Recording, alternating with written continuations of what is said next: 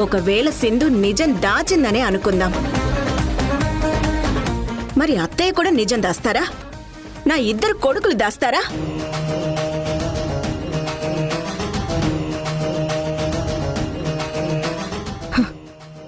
నా కుటుంబానికి నన్ను మోసం చేయాల్సిన అవసరం ఏముంటుంది అసలు?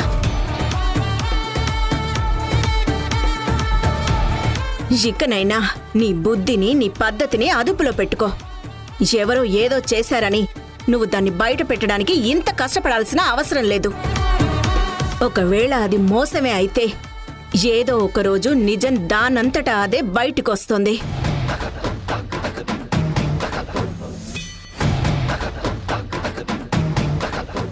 అనవసరమైన విషయాల మీద నీ టైం వేస్ట్ చేసుకోకు. నాకు నా కోడలు సింధు మీద పూర్తి నమ్మకం ఉంది. తనకి నన్ను మోసం చేయాల్సిన అవసరం అస్సలు లేదు. వెళ్ళి నీ పని చూసుకో. అమ్మా, టిఫిన్ చేయమ్మా. నా మనసేం బాలేదు రయేష్, నేను తర్వాత తింటానులే.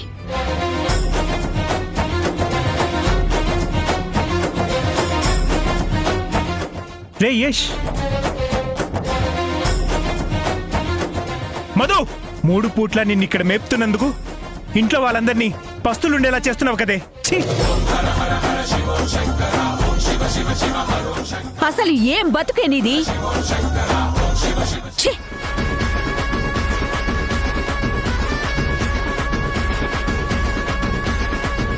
సింధు, ప్రస్తుతానికి నీ టైం నడుస్తుంది, నడవనివ్వు. కానీ ఏదో ఒకరోజు నాకొక చిన్న క్లూ దొరుకుతుంది. అప్పుడు చూడు నా టైం ఎలా పరిగెడుతుందో. ఆ రోజు నేను నీకంటే చాలా చాలా ముందుంటాను. జాగ్రత్త.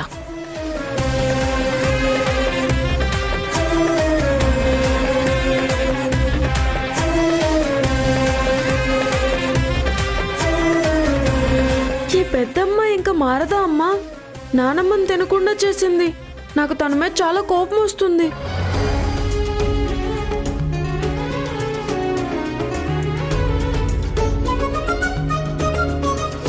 ఈ మధ్య రిషికి చాలా కోపం ఎక్కువైపోతుందమ్మా. నానమ్మ ఏడిస్తే చూడలేకపోతున్నాడు. వాళ్ళెవరైనా తిట్టేస్తున్నాడు.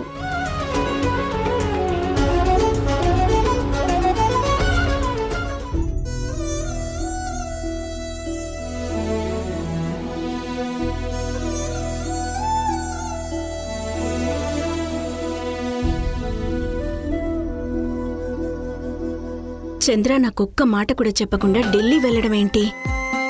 ఫ్లైట్ యాక్సిడెంట్ ఏంటి? అసలు ఏం జరుగుతోంది?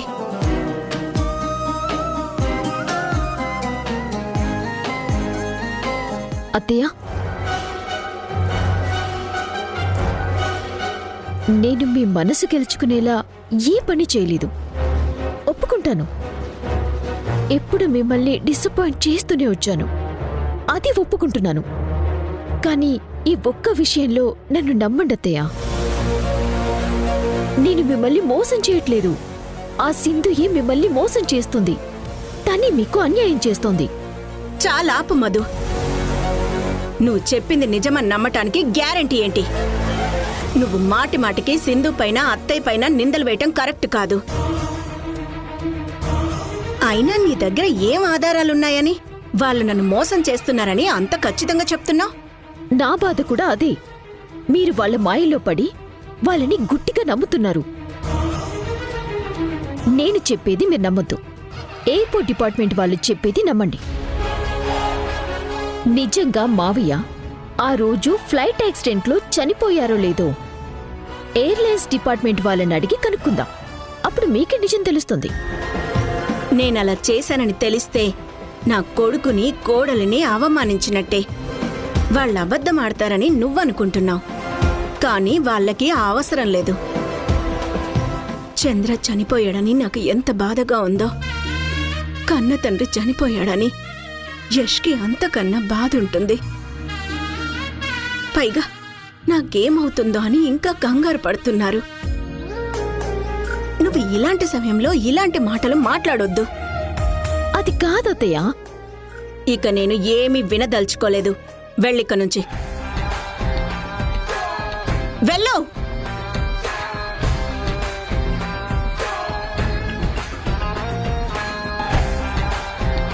సరే అత్తయ్య, నేను ఇంత చెప్తున్నా మీరు వాళ్ళని నమ్ముతున్నారు కదా. మిమ్మల్ని సూటిగా ఒక ప్రశ్న అడుగుతాను.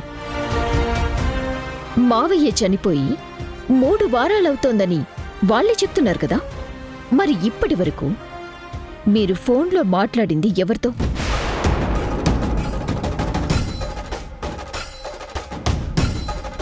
మొన్నటి వరకు కూడా మీరు మాట్లాడుతూనే ఉన్నారు కదా. ఇది మేనేజ్ చేయటం కాదా అత్తయ్య? ఇది వాళ్ళు మిమ్మల్ని మోసం చేయటం కాదా? అవును, నా చంద్ర చనిపోతే ఆయన గొంతు నేను ఎన్ని రోజులు ఎలా విన్నాను? నేను ఎవరితో మాట్లాడాను అసలా? నేను ఇదే అడుగుతున్నానత్తయ్య. కానీ అందరూ నన్నే అంటున్నారు. ఇటు మావయ్య వస్తున్నారని మేనేజ్ చేయడం ఏంటి? మావయ్య మీతో మాట్లాడటం ఏంటి? ఇదే విషయం వాళ్ళని నిలదీయండి. మీ అన్ని ప్రశ్నలకి సమాధానం దొరుకుతుంది.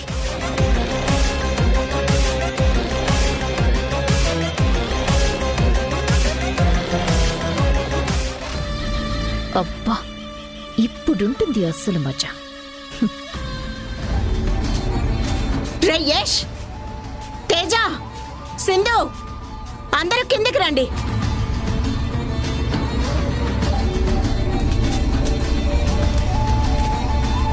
అమ్మా, ఏమైందమ్మా?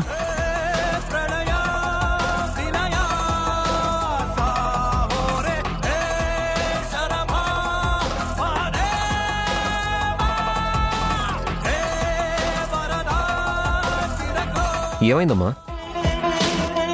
మీ నాన్న చనిపోతే ఇన్ని రోజులు నేను ఎవరితో మాట్లాడాను? నేను ఎవరితో మాట్లాడాను? నేను ఎవరితో మాట్లాడాను? నేను ఎవరితో మాట్లాడాను?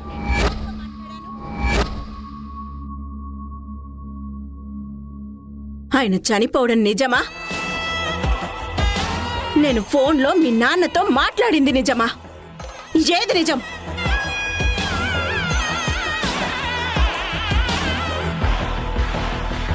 ఎందుకు ఈ విషయంలో నన్ను అందరూ కలిసి పిచ్చిదాన్ని చేశారు? ఈరోజు నాకు తెలియాలి. అడుగుతోంది మిమ్మల్ని, నిజం చెప్పండి.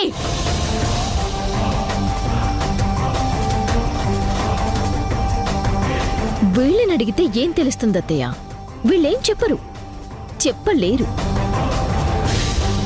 ఎందుకంటే నాకు తెలిసి దీనికి కర్త, కర్మ, క్రియ మొత్తం ఈ సింధునే. నువ్వు నోరు మూస్తావా?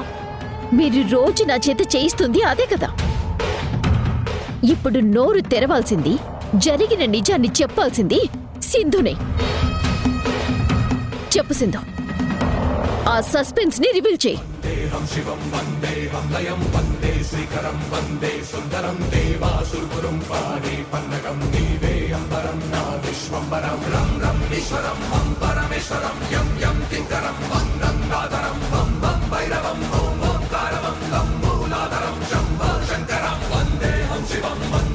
నా భర్త ఫ్లైట్ యాక్సిడెంట్లో చనిపోయాడని అన్నావు.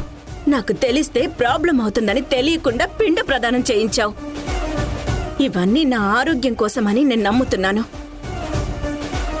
కానీ నేను ఇన్ని రోజులు చంద్రతో మాట్లాడుతున్నట్టు ఎవరితో మాట్లాడాను?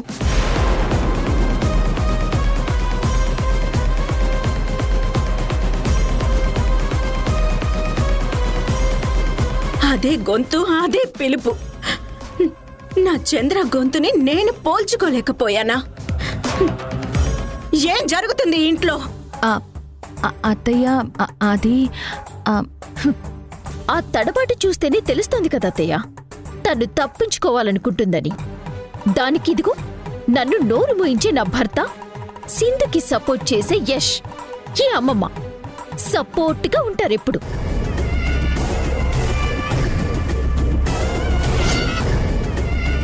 మీరిప్పుడు పాయింట్ బ్లాక్ లో గన్ను పెట్టి అడిగినట్టు అడిగారు కదా. అందుకే వీళ్ళందరూ షాక్ లో ఉన్నారు. వీళ్ళని కాదు కానీ మీరే కరెక్ట్గా మావయ్య నెంబర్కి కాల్ చేయండి. నిజమేంటో మీకే తెలుస్తుంది.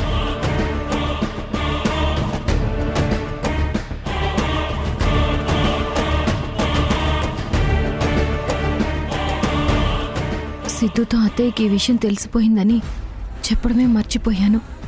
ఇప్పుడు ఏమవుతుందో భగవంతుడా. సిద్ధు ఫోన్ ఎత్తకూడదు. ఇదిగోండి అత్తయ్య, మీరే కాల్ చేసి అడగండి.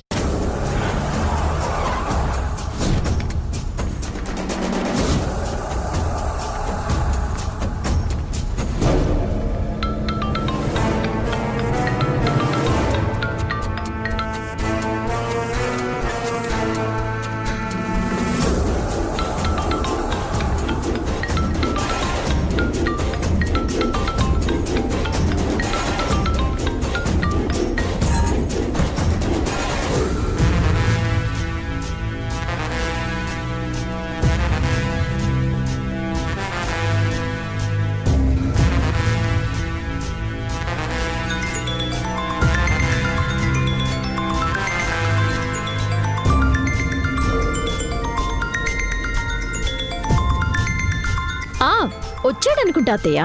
మావయ్య కాని మావయ్య లైన్లోకి. మీరే కనుక్కోండి, ఎవరు మావయ్యలా మేనేజ్ చేస్తున్నారో, అలా ఎవరు మేనేజ్ చేయమని చెప్పారో మీరే కనుక్కోండి.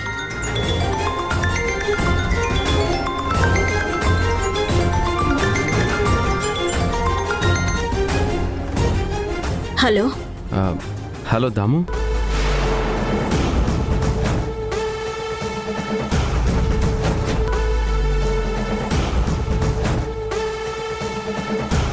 దాము చెప్పు, ఏంటి కాల్ చేసావు? త్వరగా చెప్పు దాము, నేను ఆఫీస్కి వెళ్ళాలి.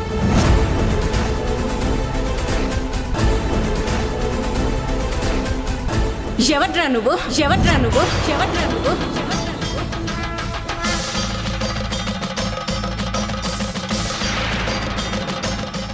ఎందుకు గొంతు మార్చి నా భర్తలా మాట్లాడుతున్నావు? భర్తలా మాట్లాడుతున్నావు? భర్తలా మాట్లాడుతున్నావు? భర్తలా మాట్లాడుతున్నావు? చెప్తావా? పోలీస్ స్టేషన్ లో నీ మీద కంప్లైంట్ ఇవ్వనా? నీ మీద కంప్లైంట్ ఇవ్వనా? నీ మీద కంప్లైంట్ ఇవ్వనా? నీ మీద కంప్లైంట్ ఇవ్వనా? నీ మీద కంప్లైంట్ ఇవ్వనా? చెప్పరా, ఎవరు నువ్వు? అత్తయ్య, నేను మీకు జరిగింది చెప్తాను, మీరు ఫోన్ పెట్టేయండి అత్తయ్య. అవతల ఉన్నది ఎవర్రా?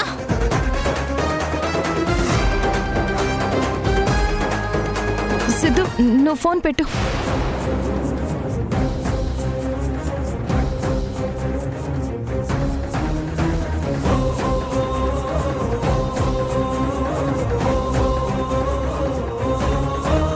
ఓహో, వావ్!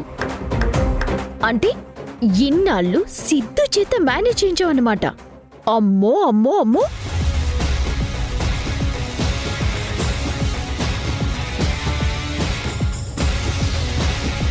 ఎంత అన్యాయం, అసలెంత పాపం! కట్టుకున్న భర్త అనుకుని పాపం అత్తయ్య గారు ఎన్ని రోజులు తన బాధంతా చెప్పుకుంది. ఎంత మోసం చేసావు సింధు, పాపం కదా.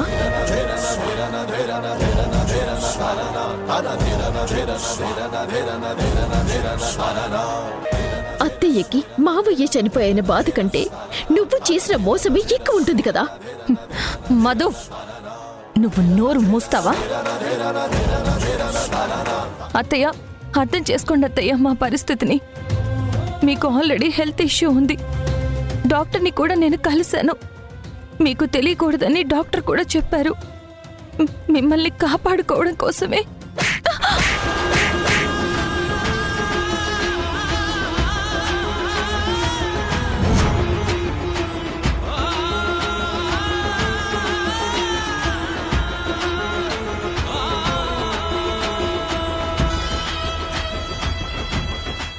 నోర్ మోయ్! ఇంతకు మించి ఇంకొక్క మాట మాట్లాడినా నేనేం చేస్తానో నాకే తెలీదు.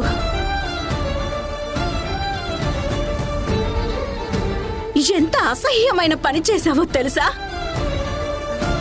నేను నా భర్త అనుకొని పరాయి వ్యక్తితో చిచ్చి.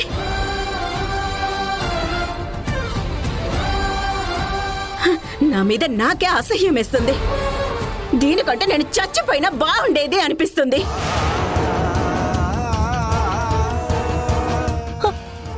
అత్తయ్య, ప్లీజ్ అత్తయ్య, మీరలా మాట్లాడకండి అత్తయ్య. చెయ్యొద్దులు, చెయ్యొద్దులు, చెయ్యొద్దులు, చెయ్యొద్దులు, చెయ్యొద్దులు. ఇలా కాక ఇంకెలా మాట్లాడమంటావే? ఎన్ని మాట్లాడాను అసలు, ఎన్ని షేర్ చేసుకున్నాను. ఇదంతా నా భర్తతో కాదా? ఏ ఆడదైనా తన భర్తే సర్వస్వం అనుకుంటుంది. తన భర్తకి ఏదైనా చెప్పుకోవాలి అనుకుంటుంది, పంచుకోవాలనుకుంటుంది. కానీ నా భర్త అనుకొని పరాయి వ్యక్తితో ఛ! ఇవన్నీ విన్న తర్వాత నా ఒంటి మీద పాములు తెళ్ళు పాకుతున్నట్టుగా ఉంది. నా మీద నాకే అసహ్యమేస్తుంది.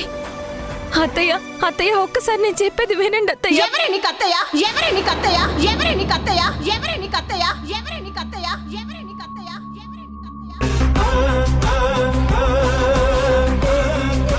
ఇక నుంచి నీకు నన్నలా పిలిచే అర్హతే లేదు. పిలిచే అర్హతే లేదు. పిలిచే అర్హతే లేదు. పిలిచే అర్హతే లేదు.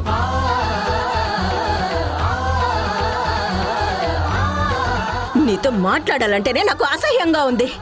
ఛీ! అమ్మా అత్తయ్య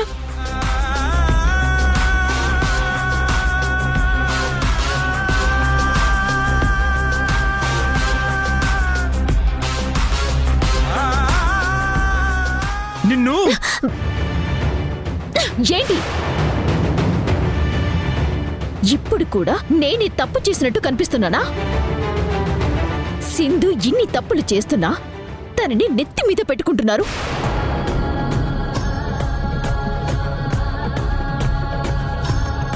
తన తప్పుని వేలు పెట్టి చూపిస్తే నన్ను ప్రశ్నిస్తారా? ఏ లాజిక్ ఏమీ నాకు అర్థం కావట్లేదు. అత్తయ్యని ఒక పరాయి మగాడితో మాట్లాడిస్తోంది. పాపం తన భర్త అనుకొని మాట్లాడానని అత్తయ్య ఎంత బాధపడ్డారు.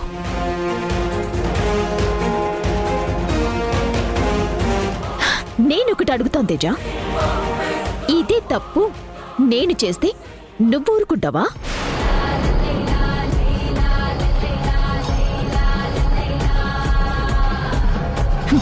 ఈ పాటికి నన్ను ఇంట్లో నుంచి బయటికి గెంటేసేవాడివి కదా. యష్ని చూసి నేర్చుకో. భార్య ఎలాంటి తప్పు చేసినా ఎలా సమర్థించుకోవాలా అని. అంతే కదా యష్?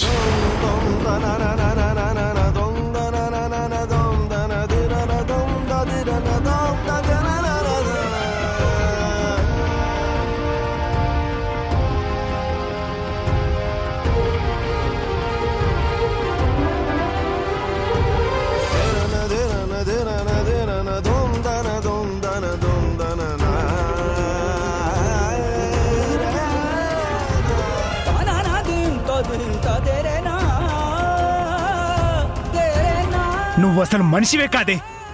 ఛీ!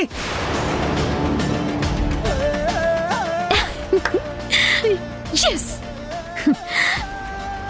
ఇన్నాళ్ళు నన్ను కొట్టిన చెంపదెబ్బలకి ఒకేసారి నీకు సమాధానం చెప్పినట్టుంది సింధు. అత్తయ్య నిన్ను కొట్టిన చెంపదెబ్బ రీసౌండ్ ఇంకా నా చెవుల్లోనే వినిపిస్తుంది.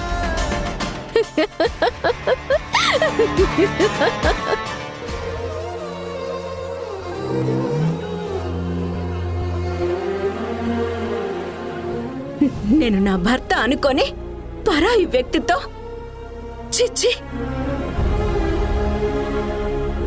ఎవరే నీకు అత్తయ్య? ఇక నుంచి నీకు నన్నలా పిలిచే అర్హతే లేదు.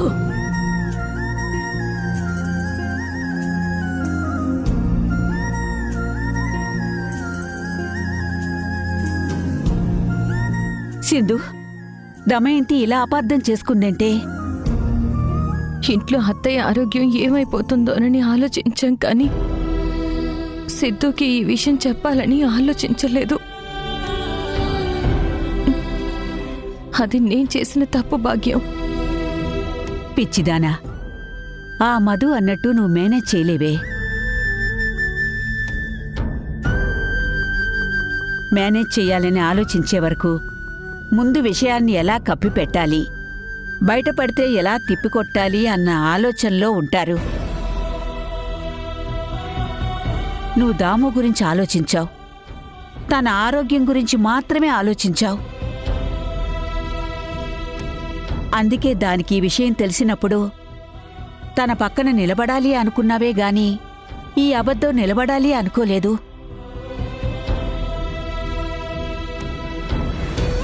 ఈ రోజున్నట్టు రేపు పరిస్థితులు ఉండవు, ఈ రోజున్న కోపాలు రేపుండవు. నువ్వు బాధపడకే. అవును సింధు,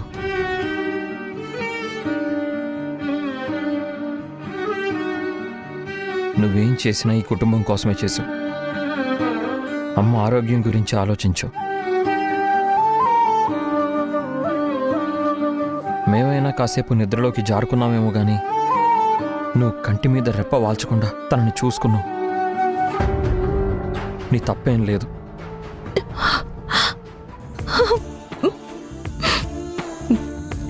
భయమేస్తుంది యష్. అత్తయ్యలో అంత కోపాన్ని చూస్తుంటే తనకి దూరం అయిపోతానేమోనని భయమేస్తుంది. ఈ కుటుంబం నుంచి మళ్ళీ దూరం అయిపోతానేమోనని చాలా భయంగా ఉంది యష్.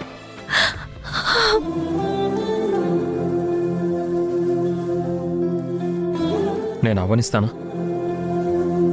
నా మీద నీకు నమ్మకం లేదా? నీకు ముందే చెప్పాను, నీకు ఈ ఇంట్లో దక్కే మర్యాదే నా గౌరవం అని. ఆ విషయంలో నేను కాంప్రమైజ్ అవుతానా? నీ ముందు నేను నిలబడతాను, నీకోసం నేను మాట్లాడతాను.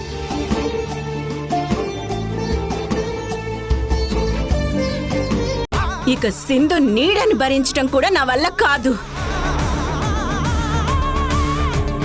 సింధు చేసిన ఒక్క తప్పేంటంటే నీ మీద మితిమీరిన ప్రేమను పెంచుకోవడమే అమ్మా. మీ ఇద్దరిలో ఎవరిని కోల్పోయినా నేను బతకలేనమ్మా, శవమైపోతాను.